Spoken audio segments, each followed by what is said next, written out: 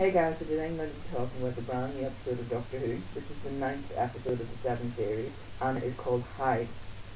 So, if fans were still not happy with last week's, then do not despair because Hyde supersedes even Cold War in its brilliance, proving to be terrifying to both adults and children watching. This was the second story for Neil Croft, whose first offering, Rings of Captain, was nowhere near as strong as this week. What, starting off as a bog-standard haunted house story, involved in the unexpectedly and decidedly science fiction-led tale, using a timey-wimey explanation that gave flexibility to the plot and allowed a crossover between the two genres. Hyde is great because it takes the story in such a surprising direction that no one saw was coming. It defies logic, comprehension, but most importantly, predictability. I would agree with that. This episode wasn't at all predictable. You couldn't predict what would happen. I think that is something I really like about it. Some of these later episodes, especially the ones from Neil Croft. Even though I did find this was a lot better than Rings of Hatton. I think this was probably... I enjoyed Bells of St. John's. I'd say Bells of St. John and this episode were both my favourite from the second part of the 7th series. I'm not going to compare it with the first episode because that's a whole wide kind of thing there. But yeah. I didn't particularly enjoy Cold War, and I didn't enjoy Rings of Hatton was good, but it wasn't as good as other episodes. So yes, they also said about it being unexpectedly and decidedly science fiction led tale, and that they thought that it wasn't going to be half a good. Yeah, when the episode started, it didn't really seem like it was going to escalate into an amazing episode. It didn't think it was going to be action packed. It was going to be fascinating. But it really was. I knew they would do something with it. I knew they would stir something up on. But yeah, it was a real surprise, and predictability wasn't in this episode, which is obviously a really good thing. It says here, if fans are still not happy with last week, then do not spare, because Hyde supersedes even Cold War in its brilliance. So obviously this reviewer is a fan of Cold War. I have to say I wasn't a fan of Cold War that much. I found the episode okay, but it wasn't half as good as this episode, for example.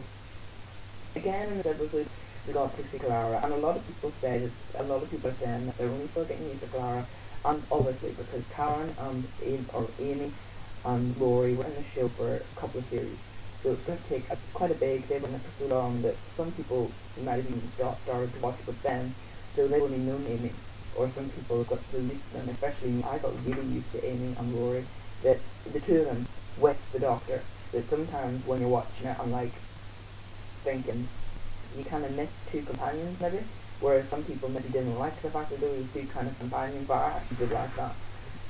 Yeah.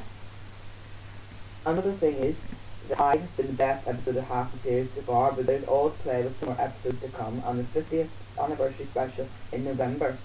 Overall, the standalones that make up Series 733 have felt far superior to convertible overarching story that left me and many others amused. I think I'm still trying to figure it out all in my head.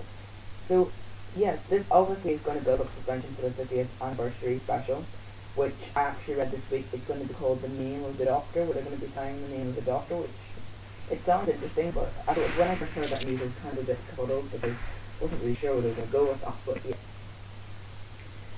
yeah. So, I really enjoyed this episode. I really find that it's quite a hard episode to find flaws with. It kind of one of those episodes with Doctor Who. I like it for gripping, I like it for a good plot, and I like it to have a good cast. It had a good cast. I really enjoyed the cast, even though I didn't actually know the actual actors themselves over some weeks when you meet some like Celia Emery and Alex Kingston and that.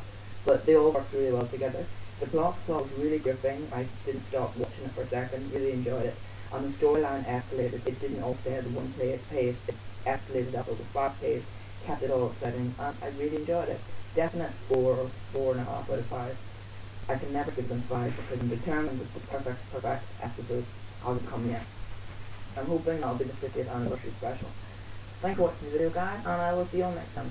Please leave comments in the below about this episode we thought of. If you want to leave the response below with your review on it, that would be great. Thanks for watching this video, guys, and I will see you all next week. Bye.